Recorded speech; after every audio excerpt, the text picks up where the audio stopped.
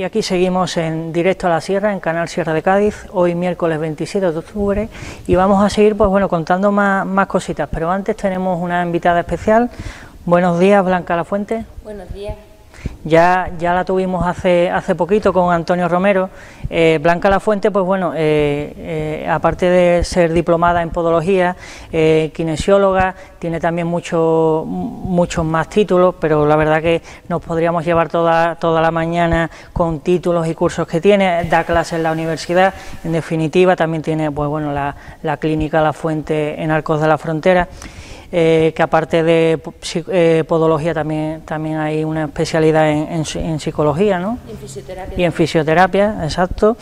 Y bueno, pues vamos a hablar un poco pues de la podología, del pie, de la pisada, en definitiva un poco para conocer más cosas sobre desde mi punto de vista, una especialidad bastante importante y que no se le tiene la importancia que se debería, ¿verdad?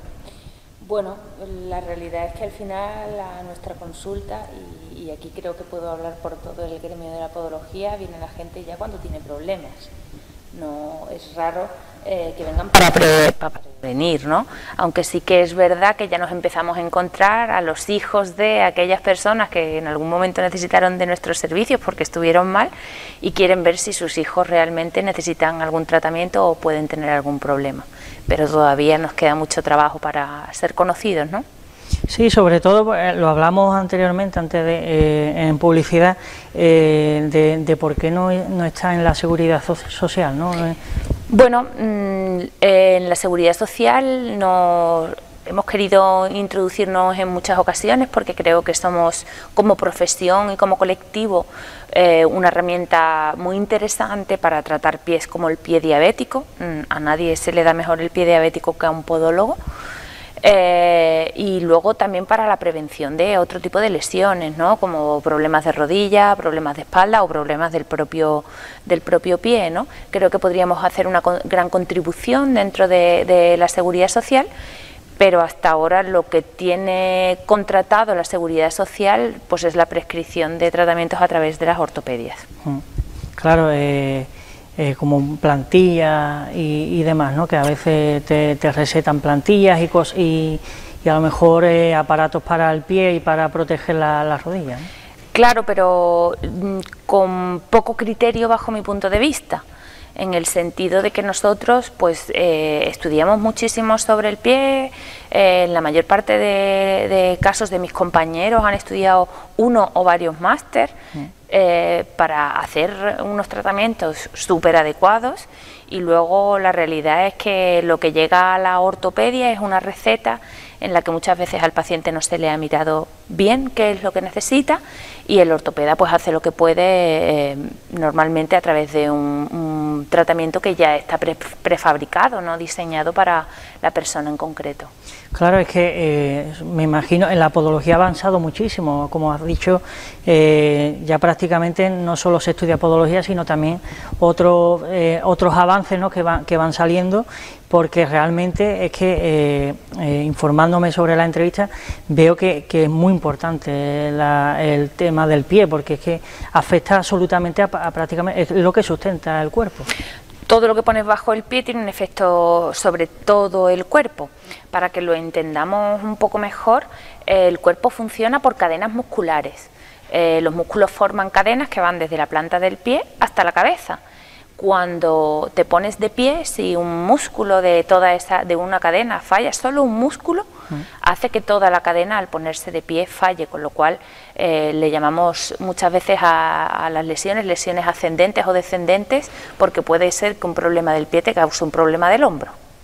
Claro, es que es eso, por eso esa importancia que tiene la podología, la verdad.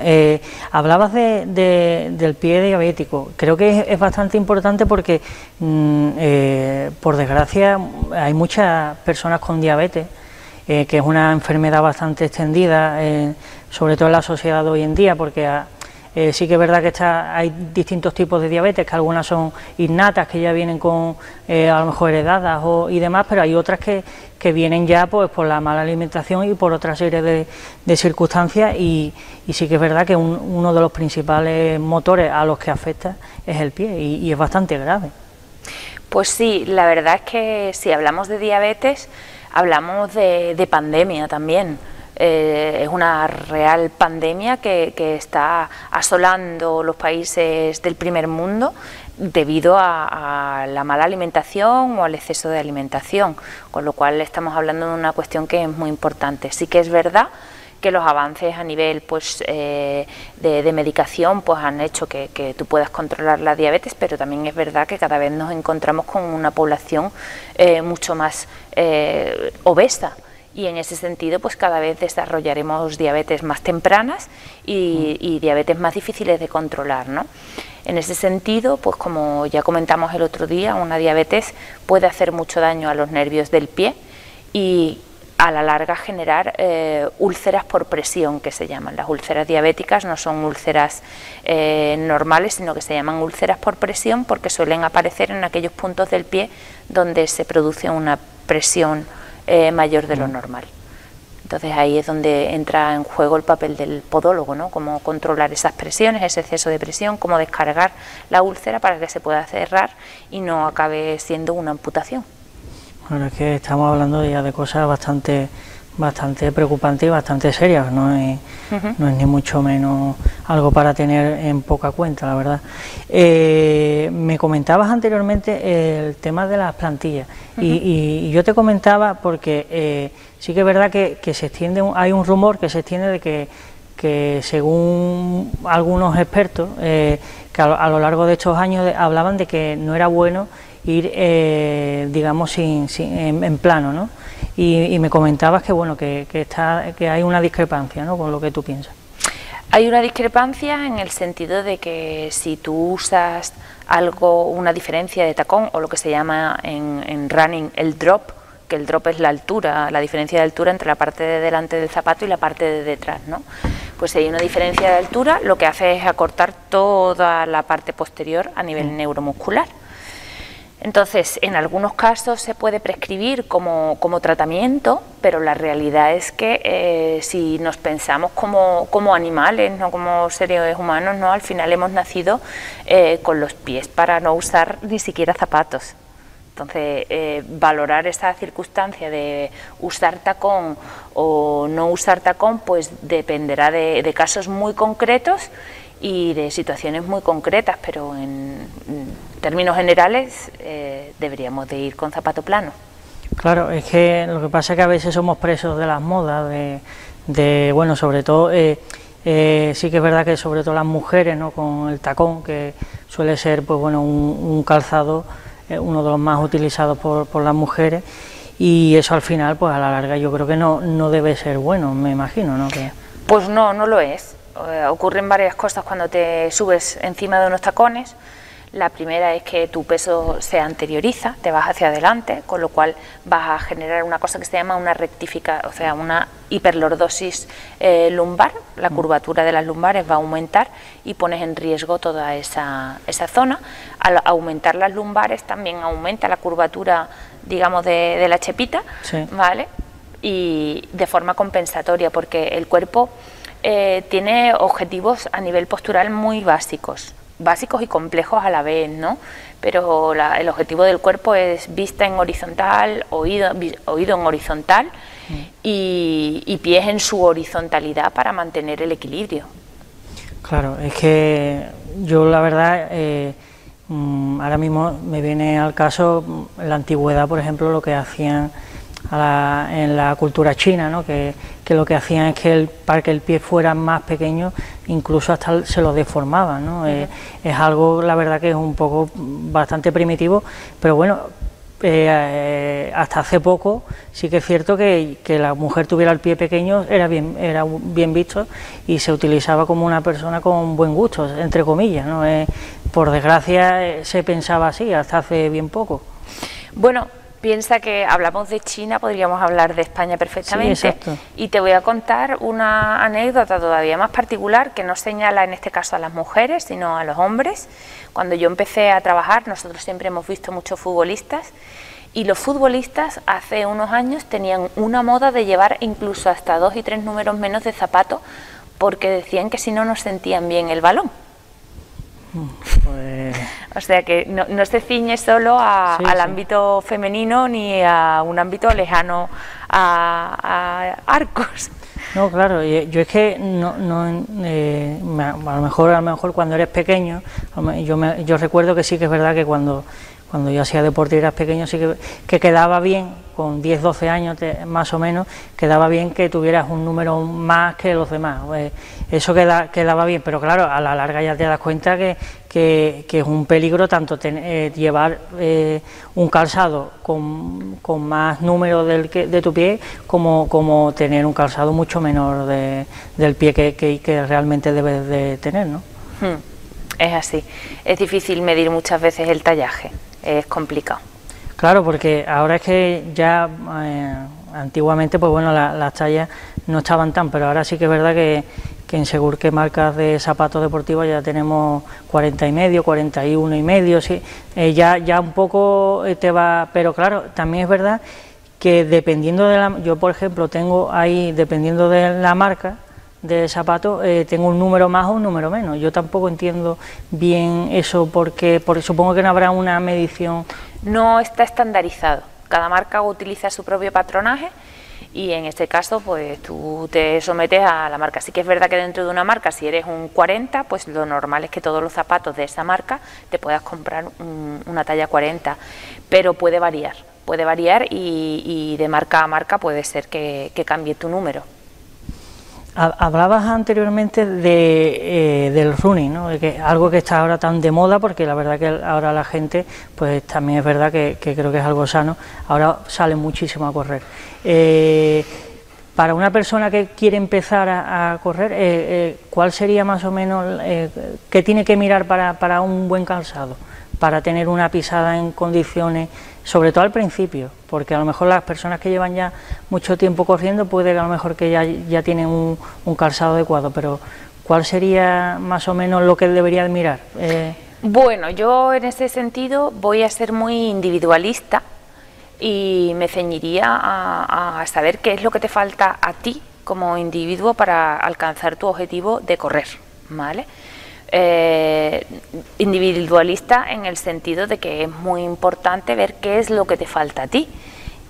No todo el mundo tiene la misma condición física ni tiene las mismas condiciones anatómicas para llegar a correr de una forma saludable, y luego pues puedes estar en un proceso lesivo o puedes tener musculatura que no funciona bien, y es mejor saber qué es lo que falla para poder corregirlo e introducirte a la carrera de una manera mucho más adecuada.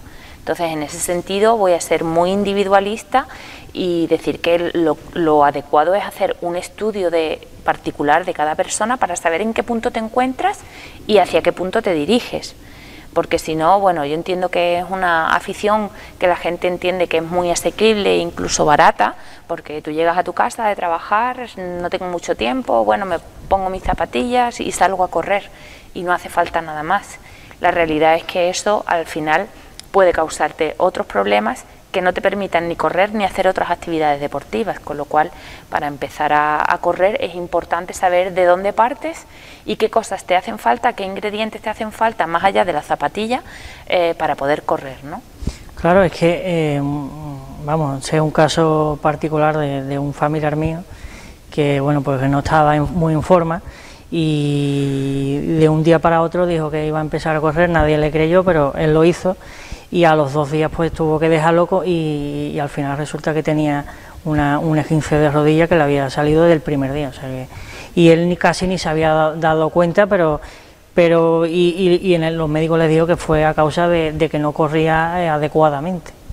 Bueno, si no haces nada de deporte es como que tu musculatura suele estar en una situación de relajación y ahora tú la pones a activar y no tira. porque hay veces que es así. El por qué un músculo no tira, pues puede tener muchas causas.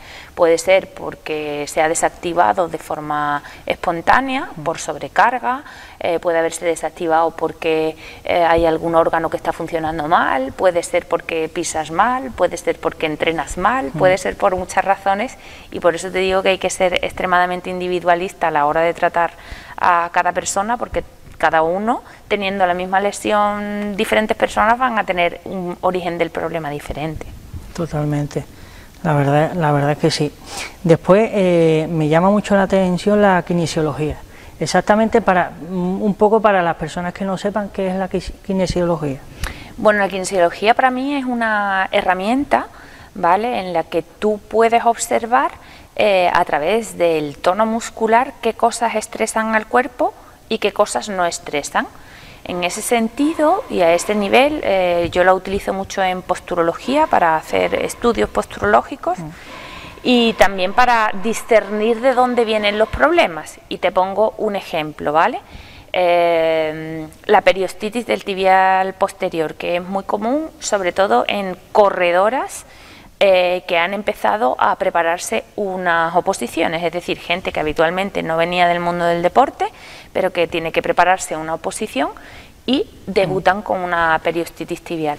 En ese caso puede tener un componente de exceso de pronación del pie, simplificándolo muchísimo, ¿vale? Pero también puede tener un componente de desarreglo hormonal del periodo y a veces a través de la alimentación y estar asociado a otro tipo de problemas, con lo cual ante una misma lesión pues tienes orígenes diferentes, ¿no?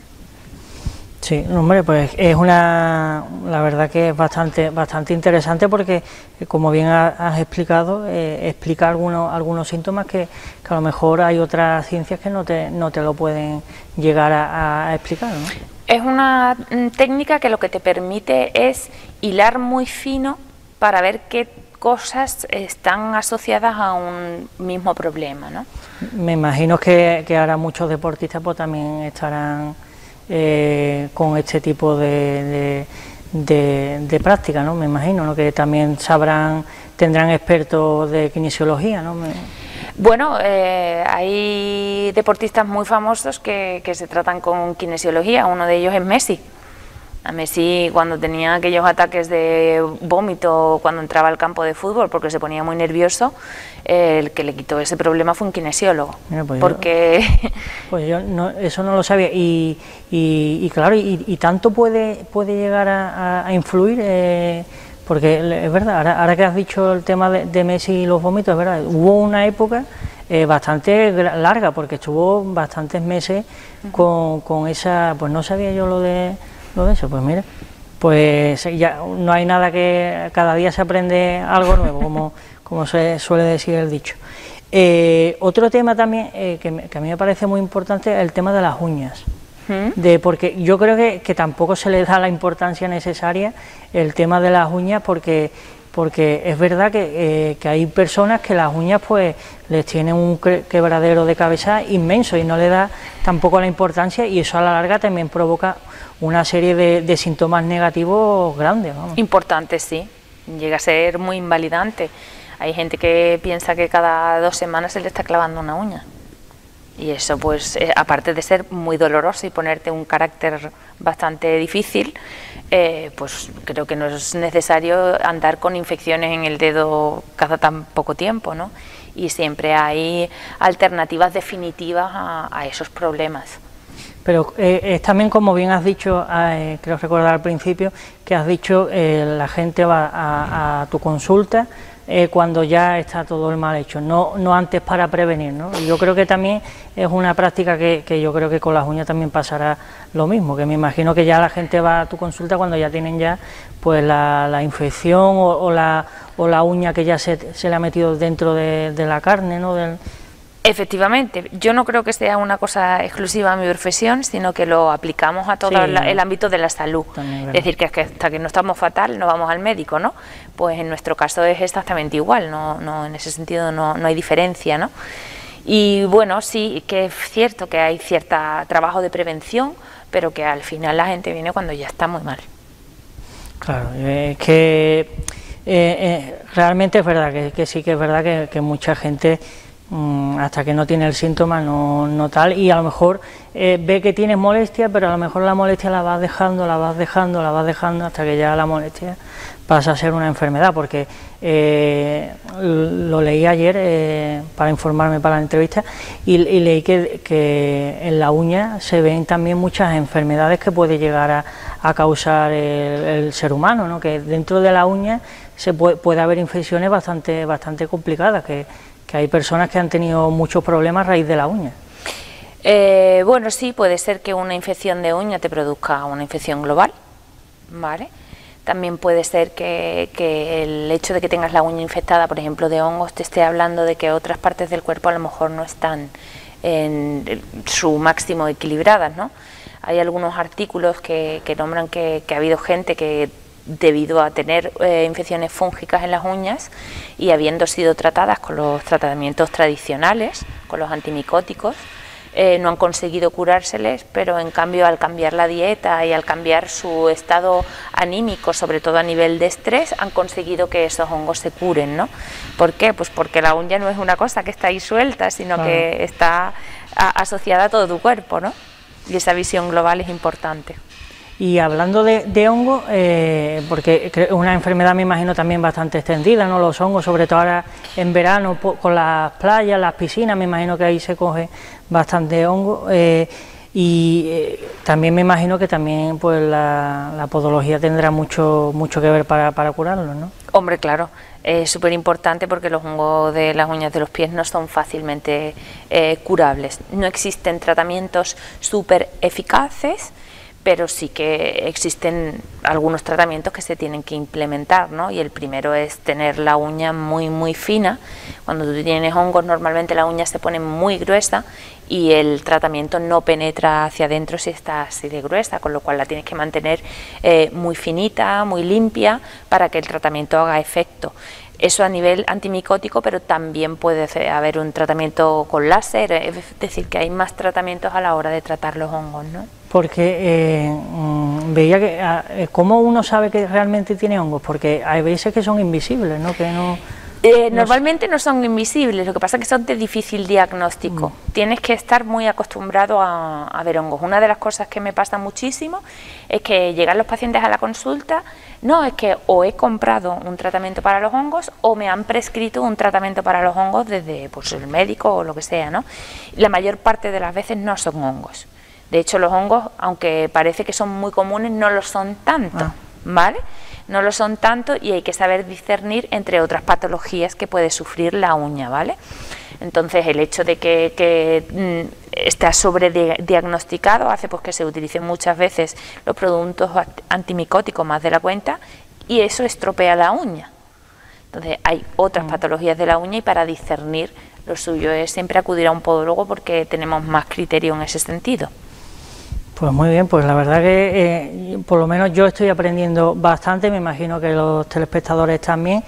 Pues bueno, Blanca, se nos ha acabado el tiempo, un placer tenerte de nuevo aquí para hablarnos pues de podología y todas las patologías que tiene el pie y nada, pues ya te esperamos para la próxima para hablar de otros temas también dedicados a esto. Muchas gracias por invitarme. Pues con Blanca Lafuente vamos a hacer una breve pausa y enseguida volvemos con más noticias y más actualidad aquí en la Sierra de Cádiz. No se vayan.